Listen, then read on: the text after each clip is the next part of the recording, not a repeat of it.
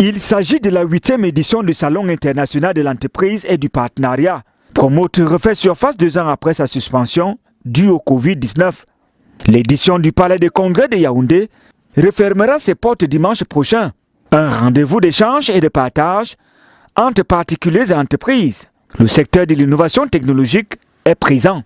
Notre entreprise est axée sur tout ce qui est technologique, tout ce qui est innovation technologique, qui va de la conception jusqu'à énergie renouvelable. Avec la situation de notre continent qui fait face à beaucoup de coupures d'électricité, l'énergie renouvelable est une solution comme ça propice, puisque Dieu nous a aussi donné du soleil. Comme par exemple, on a ce petit prototype qui permet comme ça d'alimenter des cultures, qu'importe l'endroit où le cultivateur se trouve. Nos différents services sont les suivants, les systèmes autonomes.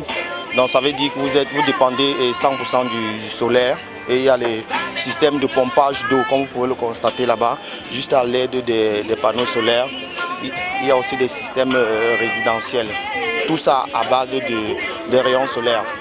Au Cameroun, plusieurs entreprises excellent d'ores et déjà dans l'assemblage des moteurs d'engins lourds et moins lourds, à la satisfaction des usagers. Nous faisons des révisions de plus de 12 000 heures qui nécessitent la dépose complète du moteur et du remplacement total des organes internes et de son remontage, du passage au banc d'essai pour se rassurer que tout est OK. Il n'est pas différent du montage de ces moteurs. Partout en Afrique, l'on peut déjà faire face au manque d'eau potable en ville comme en campagne. Les nouvelles technologies n'ont besoin que d'une source naturelle, le soleil.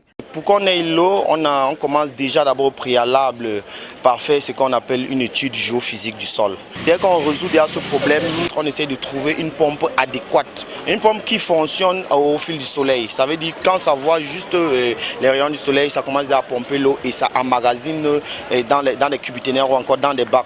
Et ça quitte des bacs avant d'aller à l'utilisation. L'utilisateur n'a plus besoin d'électricité ou énéo. La pompe solaire est une des technologies les plus réussites dans le solaire parce que ça ne prend pas des batteries. Et dans le solaire, plus on évite les batteries, plus le système est plus durable.